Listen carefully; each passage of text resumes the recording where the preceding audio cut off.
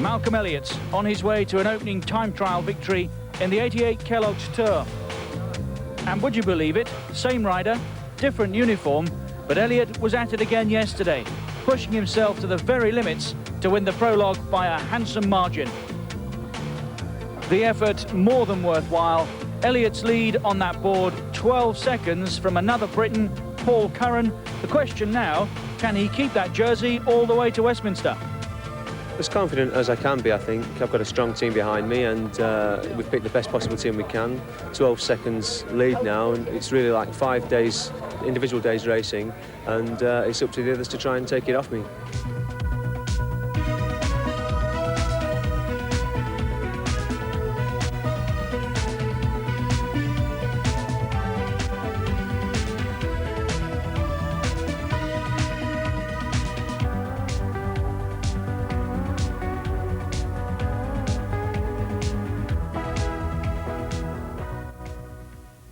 Malcolm Elliott at the helm of another great vehicle of discovery, Captain Scott's famous old ship, and plotting a course to Glasgow, perhaps. There's the stage today, Dundee to Glasgow, 117 miles. The Discovery providing a glorious backdrop for the riders as they left Dundee this morning, piped out of town at 10 o'clock. Moving out along the Perth Road, Malcolm Elliott in that bunch, reflecting on a good day's work yesterday. 12 seconds, the lead he has over the main contenders. Robert Miller was soon in trouble this morning and quickly out of it, thanks to his mechanic. Tim Harris needed rather lengthier attention. A new front wheel for him. The change, though, still taking less than 10 seconds. And there's our leader, Elliott, in the bunch, taking no chances, his Tekka team making absolutely certain of that. And two more familiar faces, PDM's Sean Kelly and Martin Early, who tried to break clear, but it was a futile attempt, and they ended up doing little more than stretching their legs.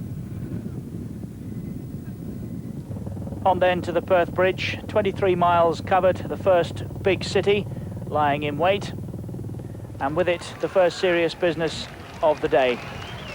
The Wincanton Sprint in Perth, won by Nigel Smith, who was almost eliminated yesterday for producing a time in excess of 7 minutes on that time trial. Second, you saw there Stevie Jockin, and third, the British Road Race champion Tim Harris. Moving out now into the Campsie Hills, still plenty of climbing ahead of them. There's Miller, still in touch with the leaders. And this is the chase at Aberdalgie in the Campsie Hills. The first climb that counts in the chase for the King of the Mountains jersey. Chris Lillywhite with Kelly on his shoulder. And just behind those two, Brian Walton, our milk race winner this year. A 1-2-3, Lillywhite, Kelly and Walton. Martin Early figuring on that caption too. Second big climb of the day at Dunning, a third category climb. Again, points in the King of the Mountains competition. And the riders really digging in here at the top. Martin Early leading the chase over this time. Just behind him is teammate Sean Kelly, and Walton again on their shoulders. And there's the confirmation of the 1-2-3, Early, Kelly and Brian Walton. Well, this is the part of the world that really is stunning if you've the time to study it. The Highlands at their very best. The riders, though, about to encounter the first TV Times sprint at Tillycoultry, and the rain, which was torrential from here on in evidence for the first time. Mark Walsham first across, then Simon Cope and Nick Barnes.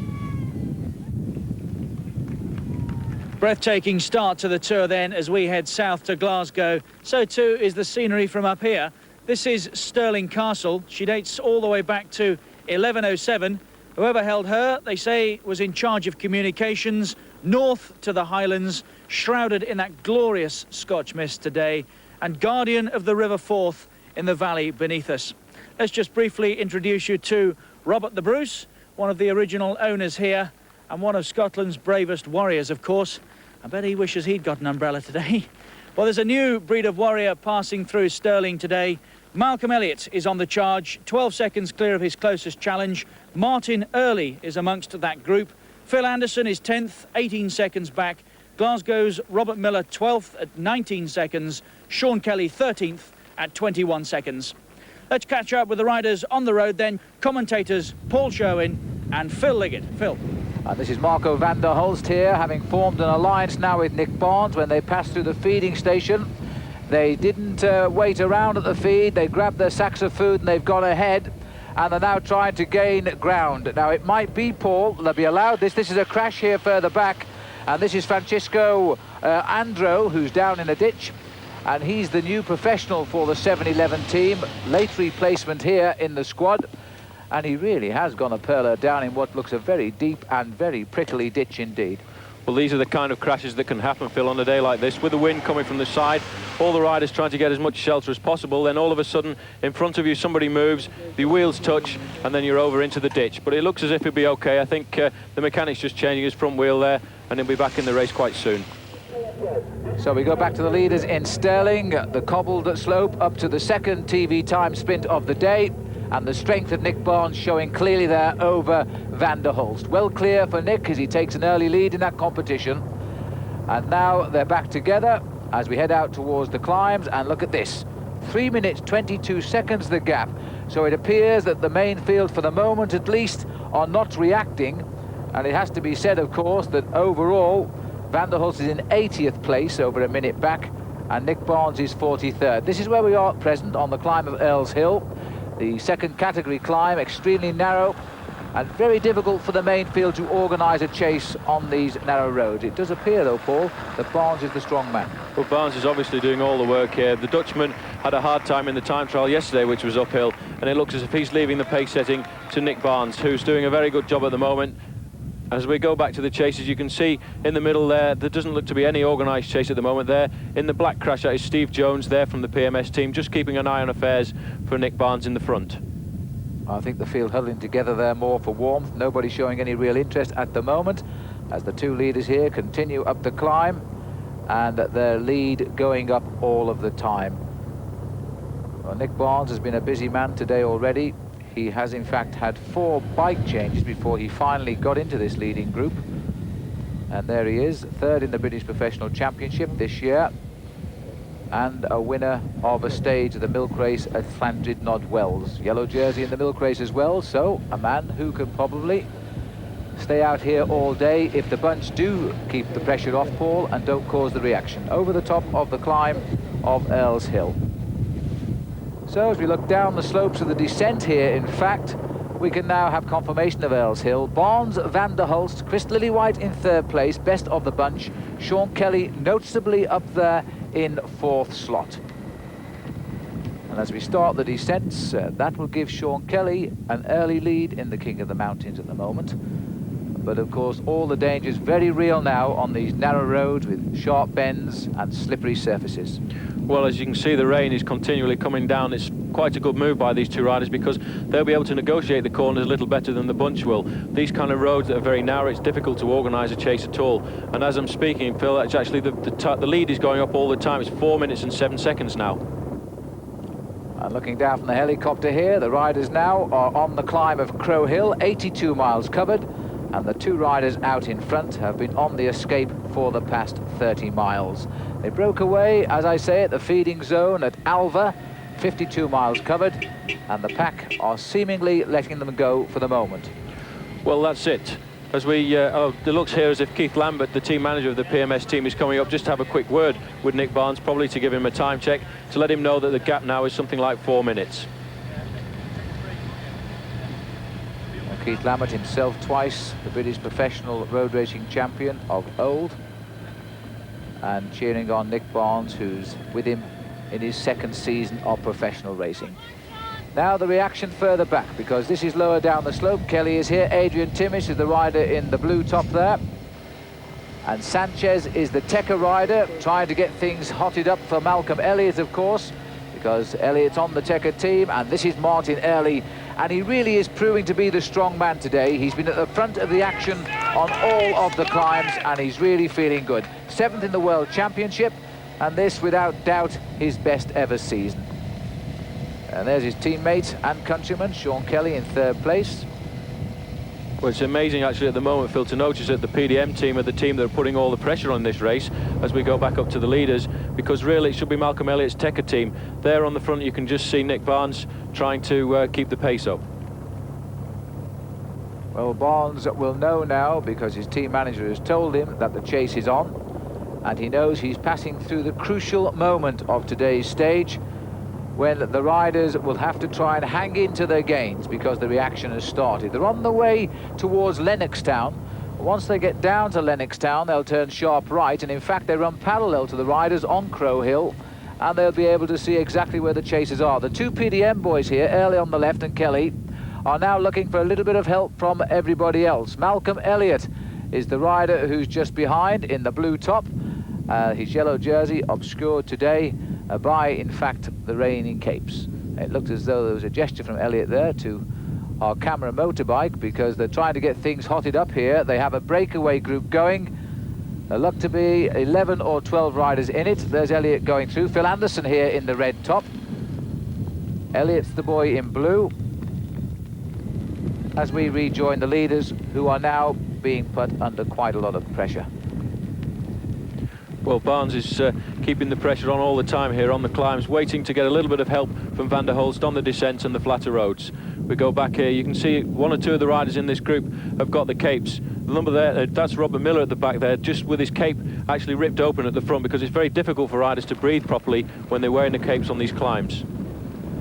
And as we look at the face there of Nick Barnes, he's doing all of the work now. The gap is closing. 2 minutes 32 seconds as we go over the top of Crow Hill.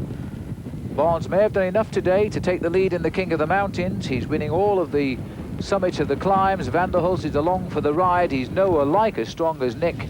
This is Robert Miller, who's now in the chasing group, racing, of course, over roads on which he's trained when he was also the British amateur champion on 2 occasions before he went to France and became a pro bike rider. He's sitting at the back of this group, which is trying to get some action. Adrian Timmis is number 64. Malcolm Elliott is there. A glimpse of number 49. That was Marcel Arntz from the Patanina team. Number 8 is Janus Koom from Greg LeMond's ADR team there. And Winterberg is the rider just ahead of him in the turquoise and red jersey. So a lot of the stars now anxious to get this race closed down, because as we go over the top of Crow Hill, they then have only one more climb to come. This is the situation as they cross the top of Crow Hill. Barnes, Van der Hulst, Sean Kelly, Martin Early, Keith Reynolds and Janus Koom. So as we start the final climb of what has been a terribly wet day, we're on the climb now of Stocky Muir. This is Nick Barnes, and he knows the race are coming towards him. The lead now down to just 1 minute and 5 seconds, and Van der Hulst seemingly unwilling or unable to take the pace with Barnes. And a few brave souls have come out onto the climb to cheer the leaders. As we go back to the chasing group now, Sean Kelly, and alongside him, Thomas Wegmuller. Well, I would think there's been some kind of regrouping here, Phil, because Wegmuller wasn't in that original group. So I think, in fact, the leaders have rejoined. There look to be about 30 or 40 riders now behind these two leaders, as they still try to hang on, because Barnes may feel if he can get over the top of this climb, it's all downhill into Glasgow, and he would love that. Just 27 miles to go now as he goes over the top of the climb. But Van der Hulst is suffering, and the news reaching us that this group here is closing down rapidly now. Virtually nothing in it. Almost certainly now this group is going to contact the two leaders on the way down. And one has to say it's been the hard work of the two PDM riders, Sean Kelly and Martin Early. As attacks go up the inside, looks like Martin Early sprinting for the summit here. Brian Walton tried to go with him, but losing ground. And over the line goes Martin Early. Sean Kelly will be given 4th place there, and there's confirmation of that. Brian Walton from Canada gets 5th, and Winterberg is in 6th place. And so the race all coming back together again, because just up the road ahead of these two riders are the two escapers of the day. They have been in the lead for the best part of 40 miles, and now they're coming back into the fold. There they are. Barnes and Van der Hulst seeing Martin Early come over the top, and also Sean Kelly and Phil Anderson. The race all together. Glasgow is just down the road. Come back after the break.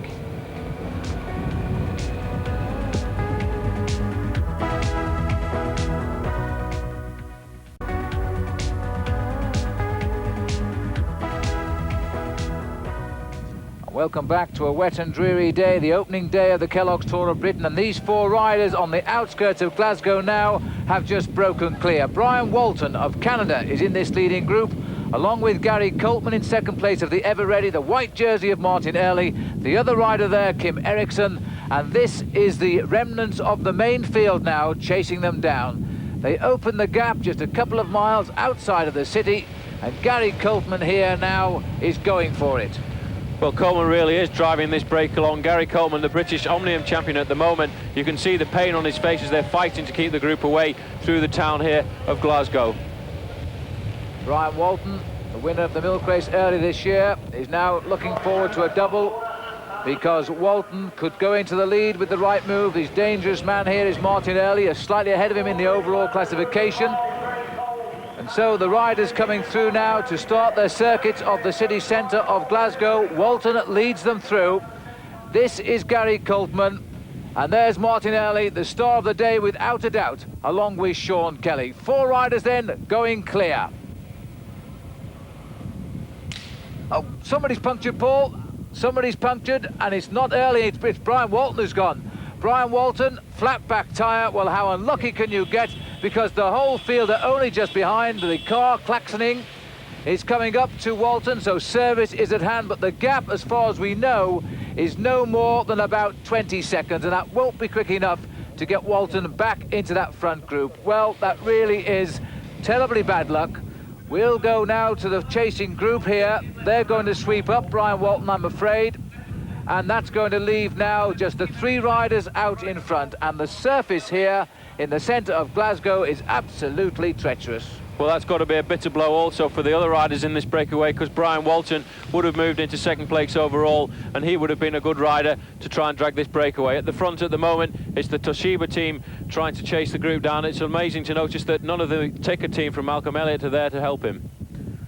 Well, in fact, the Tecker riders, apart from Elliott, have been in trouble on these last few miles, and this bunch has split up. We're back with the leaders again, and Gary Coltman is turning out to be the surprise and the star of this breakaway. He has tremendous speed in those legs when he has his chance, and he's trying to go away now. We're coming up towards the last TV time sprint of the day. And Nick Barnes, remember, in that early breakaway scored well, but he's not here now. It's Gary Coltman who goes through there. So the riders are now going out on the final circuit of the city centre. There's the confirmation of the sprint. Coltman, Early, Eriksson, the 3 riders surviving just ahead now of the main field.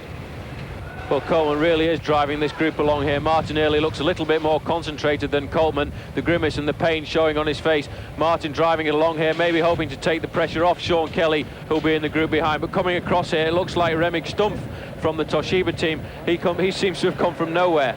Absolutely flying, Remick Stumpf, first-year professional. The Toshibas had a good day yesterday. They're having a good one now by the look of it. This is Henri Manders here, also trying to go up. Kim Eriksson back in the leading group here, because there is Coltman, and here is Stumpf. He's got across. Stumpf has joined the leaders. First-year professional, 14th in the Olympic Games in Los Angeles last year, and now on the Toshiba team. This is Søren Lilholt, former junior world champion, who's trying to bridge the gap as well, and he's got with him Henri Manders. There's Manders. So Stumpf has got across. These 2 are trying to bridge the gap, and the rest of the field are not very far behind. Well, he's been using quite a big gear to get across here. Here's Søren Lilholt, who rode very well in the first 15 days of the Tour de France when he wore the Catch Leaders jersey. Back to the front here. There is Stumpf on the wheel of Martin Early. Just seems to be getting a little bit of a rest, because he must have made an incredible effort to come across that gap. And Early now showing the anger in his face, trying to get to the finish. Well, there's the face of Lilholt trying to get to the finish too, but first he's got to get across to the leaders. Remick Stumpf is a good rider in that leading group now. He has a tremendous sprint finish. He's won a stage this year in the 4 days at Dunkirk. He also rode a number of stages of Paris-Nice in the first 6 this year. So he's settling in very quickly into professional cycling. And now it looks as though Lilholt has got across to the leaders, and so too has Henri Manders to give us 6 front runners. And they're on the final circuit now of Glasgow, and quite clearly Lilholt wants somebody to come through. Stumpf is the big man, slipping up a gear. They've forced the young professional out into the lead, Paul, and there's the bunch behind. Well, that's not a very good move for Martinelli at the moment, because Martinelli could take the leader's jersey in this, but the riders looking at each other, because for the rest of the riders in this group, the most important thing is to win the stage, and they're losing a little bit of time there. So the swinging round for the big finish this time. It's close whether Martinelli can pull back the 12 seconds. He is behind Malcolm Elliott overall after that time trial. Stumpf is going for the first place, and I don't think they'll get near him. He's a tremendous sprinter, but Early's coming after him. Stumpf gets it. Stumpf crosses the line in first place. Second, Ericsson. Martinelli gets third. Manders brings in the tail. Gary Coltman, rather, that was. This is the group now, and it's going to go to the clock. But it looks to me as though we've got Sorensen here in the blue at the front. He's going to take 7th place. And I think Malcolm Elliott will have lost his yellow jersey, and that really is something of a surprise. There's the slow motion and confirmation of the winner. Stumpf, Ericsson, Early, Lilholt. And there's no doubt now that the new leader of the Kellogg's Tour of Britain will be Martin Early of Ireland. Martin, many congratulations. A terrific ride, really was. Thank you very much. It was a very, very hard day, and I knew that something was going to happen in the end, because it would have been a 130-mile stage over such a hilly country. It's quite possible that a break will get away, because most of the riders are very, very tired. And myself and Sean Kelly, we decided that we'd try our best after the hill to try and get away. And he made a lot of attacks, and I think it tired him out quite a bit. And then someone else attacked, and I was able to go with him, and we got away. And they all rode quite well to the finish. And that's quite something, isn't it, having Kelly ride for you as a domestic? It is, yeah. Well, it could have worked out well for him too if he had got away. So it's just it's having a double chance. You had your eyes on it from the start of the day, did you? You fancied your chances out there? Well, I knew I had quite good form, because I just finished 7th in the World Championships, which for me was a very good place, and I knew that the form was quite good. And then yesterday I finished 5th in the prologue, and I wasn't very far off 2nd place. I think it was 1 second or so. So I knew that the condition was quite good. Indeed it was, Martin, and here's the winner of the day. The young Toshiba team have had a great tour so far, and now they've got a stage win with Remig Stumpf of West Germany. And the new yellow jersey, that too is a surprise. Malcolm Elliott goes out of the yellow, and that goes on the shoulder of Martin Early over Elliott by 11 seconds. Stumpf at 12 seconds, Lilholt 14. Well, many congratulations to Martin Early, the new leader of the Kellogg's Tour, centre of some attention right now. These boys are off for a warm bath. Me too. The weather could certainly have been a lot kinder today. Glasgow certainly couldn't have been. We're away in the morning, courtesy of British Rail, to Manchester, loop north out of the city via Bolton and Bury before finishing with a number of circuits on the dockside in Liverpool. I hope you can join us then. Thanks for your company. Bye-bye now.